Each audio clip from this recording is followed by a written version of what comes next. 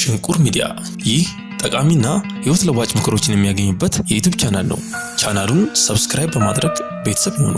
እያንዳንዱ የምንለቃቸውን ቪዲዮዎች ላይክ፣ ሼር፣ ኮሜንት በማድረግ አብሮነታችሁን አሳዩን። እናመሰግናለን። ሽንቁር ሚዲያ ነገን ዛሬ።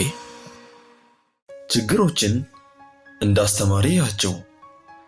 በህይወታችን ጫና የሚፈጥሩት ዋነኞቹ ነገሮች ችግሮች እንደሆኑ ብዙ ሰው ይስማማል። በተወሰነ ደረጃ ትክክል ነው። የበለጠ ትክክል የሚሆነው ደግሞ በህይወታችን ከፍተኛ ጫና የሚፈጥረው ከችግሮቹ በተጨማሪ ችግሮቹን በምንመለከትበት መንገድም ጭምር ነው ቢባል ነው። በሌላ አገላለጽ ችግሮቹ ምን ያህል ተጨማሪ ችግር እንዲፈጥሩ እንፈቅድላቸዋለን። ችግሮች በተለያየ ይዘት፣ ቅርጽና መጠን ይከሰታሉ። ሁሉም ግን አንድ ተመሳሳይ ነገር አላቸው። ይኸውም ያጋጠመን ነገር ባይከሰት መመኘታችን ነው። ስለ ችግሮቻችን በይበልጥ ባስበንና እንዲለወጡ አብዝተን በተመኘን ቁጥር እየተባባሱ የበለጠ ጫና እየፈጠሩ ይመጣሉ። ደግነቱ በተቃራኒውም እውነት መሆኑ ነው።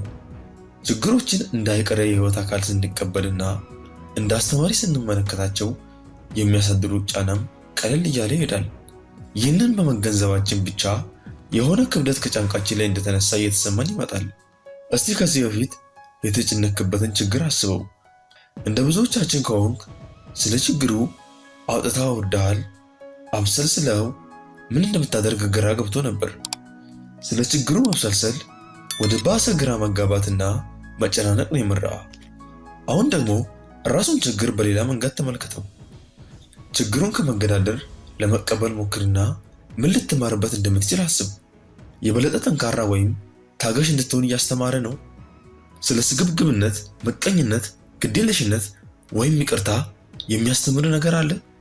ምንም አይነት ችግር አጋጥሞ ቢሆን ለስለስ ባለ አቀራረብ ተመልክተህ የምትባርበትን ነገር ከፈለክ ማግኘት ትችላለህ። ህይወትህን በዚህ መንገድ መመልከት ስትጀምር የተጨበጠው ቡጢ የተዘረጋ እጅ ይሆናል። ልትጨብጠው ስትል እንደ ሳሙና እያምለጨለጨ አልያዝ ያለ ችግር እጅን ስትዘረጋ ራሱ እጅ ላይ ቁጭ ይላል። ይህንን ዘዴ ሞክርና አብዛኞቹ ችግሮች አጣዳፊ እንዳልሆኑ ትረዳለህ። ከዛ ከችግሮች ማግኘት ያለብን ትምህርት እንዳገኘ ችግሮቹ እየጠፉ ሲሄዱ ትመለከታለህ። ሊሆንም ላይሆንም ይችላል። በእውነታው ዓለም ቀጣይ የሚከሰተውን ነገር ማወቅ አንችልም። የምናውቅ ይመስለናል እንጂ አናውቅም። ቀጣይ ይፈጠራሉ ብለን የምንሰጋቸውን ነገሮች በአእምሯችን ውስጥ እናስባቸዋለን። ብዙ ጊዜ እንሳሳታለን። ተረጋግተን ነገሮችን ለመቀበል ከተዘጋጀን ግን ሁሉ ለመልካም ይሆናል። አስታውስ፣ ሊሆንም ላይሆንም ይችላል። ሙሉውን ማንነትህን ተቀበል። ሙሉውን ማንነታችንን መቀበል ለራሳችን ርኅራኄ እንዲኖርንና ራሳችንን ይቅር እንድንል ያደርጋል። ስንደናገጥ ሁሉም ነገር በቁጥጥር ስር እንዳለ ከማስመሰል ራሳችን ለራሳችን አሁን ተደናግጫለሁ፣ ነገር ግን ደህና ሆናለሁ ማለት ያስችለናል። ትንሽ ቅናት፣ ንዴት፣ ራስ ወዳድነት ሲሰማን ስሜታችንን ለመካድ ወይም ለማዳፈን ከመሞከር እውነታውን ብንቀበል በቀላሉ ልናልፋቸው እንችላለን። መጥፎ ስሜቶቻችንን ሳናከብር ከተቀበልናቸው ብዙ ያስፈሩንም። ሙሉ ማንነትን ከተቀበልክ ፍጹም እንደሆንክ ማስመሰል አይጠበቅብህም። ፍጹም ለመሆንም ተስፋ አታደርግም። በማንነት ውስጥ ያሉ ድክመቶችን ስትቀበል አስገራሚ ነገሮች ይከሰታሉ። ድክመትህንም ጥንካሬንም ማየት ትችላለህ። ድክመትን ለመሸፋፈን ከመታገል ተቀብለህ ስታልፋቸው አይታቸው የማታውቋቸው ጥንካሬዎች ብቅ ማለት ይጀምራሉ። አንዳንዴ በራስ ወዳድነት የራስን ጥቅም አስበህ ብትንቀሳቀስም ሌላ ጊዜ ደግሞ ለሌሎች ራስን አሳልፈህ እንደምትሰጥ ታስታውሳለህ። አንዳንዴ በፍርሃትና በድንጋጤ ውስጥ ብትሆንም ብዙ ጊዜ ወኔ አለ። አንዳንዴ ግትር ብትሆንም ሌላ ጊዜ ደግሞ ፈታ ያልክ ነህ። ሙሉ ማንነትን መቀበል ማለት ለራስህ ፍጹም አይደለሁም፣ ነገር ግን ከነጉድለቴም እኔው ነኝ፣ ችግር የለውም እንደማለት ነው። ድክመቶች ሲመጡ ፍጹም እንዳልሆንክ ትዝ ይልሃል። ሰው በመሆንህ የተከሰቱ ነገሮች እንደሆኑ ተረድተህ ራስን በይቅርታ ማለፍ ትችላለህ። በእርግጥም በአጠቃላይ ሰንካራ ልትሆን ትችላለህ። ዘና በል። ሁላችንም እንደዚያው ነን። ለራስህ ትንሽ እድል ስጥ። መንገዶቹን ተለማመድ፣ ግን ሁሉንም ለመተግበር አትጨናነቅ። ለራስህ እድል ስጥ። ብዙ ጊዜ ወደ መጨናነቅ፣ ችግር፣ ብስጭት ወይም ጫና ልትመለስ ትችላለህ። ብትመለስም ችግር የለውም። ህይወት ሂደት ናት። አንዱን ጨርሰ ነው ሌላው የሚከተለው። ባይሳካልህ እንደገና ጀምር። ሰዎች ውስጣዊ ሰላም ለማግኘትና ለመረጋጋት ሲሞክሩ ከሚያጋጥሟቸው ተደጋጋሚ ስህተቶች አንዱ በአንድ ሳይሳካ ሲቀር መበሳጨት ነው። ከዚያ ይልቅ ስህተቶችን እንደ መማሪያ ዕድሎች መመልከቱ ጥሩ ነው። ለራስህ ውይ አሁንም ተሳሳትኩ፣ እንግዲህ በቀጣይ በሌላ ዘዴ እወጣዋለሁ በል። በሂደት ስለ ህይወት ያለ አመለካከት ሲለወጥ ታየዋለህ። በአንድ ጊዜ ግን አይደለም፣ ቀስ በቀስ። ለራስህ እድል ስጥ። ማንም ሰው 100% ትክክልና ደስተኛ አይሆንም። 100% ሰፈር ጋር የሚደርስም የለም። አስፈላጊ ነገር የምትችለውን ያህል ማድረግህና በትክክለኛው አቅጣጫ መጓዝ ነው። ለራስህ ያለህን አተያይ በትክክለኛው መንገድ ቃኝተህ ከነስተትህ ራስን ስትቀበል ወደ ደስተኛ ህይወት እያመራህ ነው። በሰዎች ማሳበብ ተው። ነገሮች እንደጠበቅነው ሳይሆኑ ሲቀሩ ብዙዎቻችን ስህተቱ የማን እንደሆነ ካልታወቀ የሌላ ሰው ነው ማለት ነው ብለን የምንደመድም ይመስላል። ይህንን አይነት ድምዳሜ በየቦታው ማየት ትችላላችሁ። የሆነ ዕቃ ከጠፋ የሆነው ሰው ነው የወሰደው። መኪናችን በትክክል ካልሰራ መካኒቱ በደንብ አልጠገነውም። ወጪያችን ሲበዛ ሚስታችን ናት ገንዘብ የምታጠፋው። ቤታችን ከተዝረከረከ ሌሎቹ ናቸው የሚዝረከረኩት። ስራ ሲጓተት የስራ ባልደረቦቻችን ቀልጣፋ ስላልሆኑ ነው፣ እያለ ይቀጥላል። እንደዚህ አይነት በሌላ የማሳበብ ባህላችን ከምንገምተው በላይ እየተለመደ ሆኗል።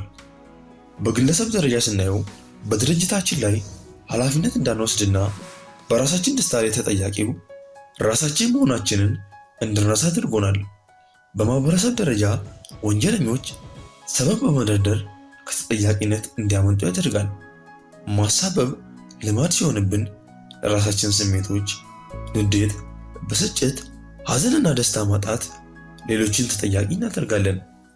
በግለሰብ ደረጃ በሌሎች እያሳበብን በተመሳሳይ ጊዜ ደስተኛ ልንሆን አንችልም። እርግጥ ነው ሌሎች ሰዎችና ሁኔታዎች ደስታችንን ሊያጨልሙት ይችላሉ። ነገር ግን ለራሳችን ደስታ ኃላፊነቱን መውሰድ ያለብን ራሳችን ነን። ሁኔታዎች ሰዎችን አይሰሩም፣ ይገልጧቸዋል እንጂ። እንደ ሙከራ ሌሎች ሰዎችንና ሁኔታዎችን መውቀስ ተውና ምን እንደሚፈጠር ተመልከት። ይህንን ዘዴ ተግባራዊ ለማድረግ ሌሎች ሰዎችን ላደረጉት ነገር ተጠያቂ አናደርግም ማለት ሳይሆን ለራስህ ደስታና ለሁኔታዎች ለሚኖር ምላሽ ራስህ ኃላፊነት ትወስዳለህ ማለት ነው። ቤቱ ከተዝረከረከ እኔ ድርሴን ተወጥቻለሁ ከማለት አስተካክለው። ወጪ ከበዛ ወጪ መቀነስ የምትችልባቸውን መንገዶች አስብ። በተለይ ደግሞ ደስታ ማጣት ሲሰማ ደስታ መመለስ የምትችልበትን መንገድ ቀይስ። በሌሎች ማሳበብ ከፍተኛ የአእምሮ ጉልበት ይጠይቃል፣ ንዴትና ጭንቀትም ያስከትላል። በሌላው ማሳበብ ደስታን በሌሎች እጅ ያለ ነገር ያደርገውና አንተ አቅም ውስጥ ትሆናለህ። ሌሎችን መውቀስ ስታቆም የራስን ስልጣን ታስመልሳለህ። ራስህን እንደ ለውጥ ፈጣሪ ማየት ትጀምራለህ። ስትናደድ ደስታ ማጣት ላይ የራስ እጅ እንዳለበት ትረዳለህ። ይህ ማለት ለማሻሻልም የሚችለው የራስ እጅ እንደሆነ ይገባል። ሌሎችን መውቀስ ስታቆም ህይወት ይበልጥ አስደሳችና ቀላል ይሆንልሃል። ሞክረው። ቀደም ብለህ ከእንቅልፍ ተነስ። ይህ ቀላል ተግባራዊ ዘዴ ብዙ ሰዎችን ትርጉም ያለው የተረጋጋ ህይወት እንዲኖሩ ሲያግዛቸው ተመልክቻለሁ። ብዙ ሰዎች ከእንቅልፋቸው እንደነቁ በፍጥነት ተዘጋጅተው በጥድፊያ ወደ ስራ ያቀናሉ። ቀኑን ሙሉ ስራ ውለው ወደ ቤት ሲመለሱ ድካም ይሰማቸዋል። የቤት እመቤቶችም ሆነ ቤት የሚውሉ ወንዶች በተመሳሳይ የቤት ውስጥ ስራ መስራት ባለባቸው ሰዓት ነው የሚነሱት። ከዛ ቀኑን ሙሉ ላይታች ሲሉ ያሳልፉና ማታ ደክሟቸውን ወደ አልጋ የሚሄዱት። የቤት ውስጥ የሚሆን የውጭ ስራ የሚሰሩ ሰዎች በጣም ስለሚደክማቸው ዘና የሚሉበት የራሳቸው ጊዜ የላቸውም። ለዚህ እንደ መፍትሄ አድርጎ የሚወስዱት መተኛት፣ በቻልኩበት አጋጣሚ መተኛት ነው የሚለውን ነው። ስለዚህ ትርፍ ጊዜያቸውን በመተኛት ያሳልፋሉ። ይህ ግን የልብ ዝለት ይሻጥራል። ምክንያቱም ህይወት ከመስራትና ከመተኛት ከፍ ያለ ነገር ስለሆነ። ለበዛ ለአንዱ ምክንያት መወጣጠርና አስደሳች ነገር ሳይሰሩ መዋል ነው። ብዙ ሰው ባይመስለውም ከእንቅልፍ ትንሽ ጊዜ ቀንሶ ለራስ መዋል ዝለትን ይቀንሳል። ቀንን ከመጀመሪያ በፊት ለብቻ የምታሳልፈው 1 ሰዓት ቢኖር ህይወትህ በእጅጉ ይለወጣል። ቀደም ብለህ በመንቃትህ የምታገኘው ደስታ በእንቅልፍ የሚያመልጥህን ጊዜ ከበቂ በላይ ያካክስልሃል። ሽንቁር ሚዲያ ይህ ጠቃሚና ህይወት ለዋጭ ምክሮችን የሚያገኙበት የዩቲዩብ ቻናል ነው። ቻናሉን ሰብስክራይብ በማድረግ ቤተሰብ ይሁኑ። እያንዳንዱ የምንለቃቸውን ቪዲዮዎች ላይክ፣ ሼር፣ ኮሜንት በማድረግ አብሮነታችሁን አሳዩን። እናመሰግናለን። ሽንቁር ሚዲያ ነገን ዛሬ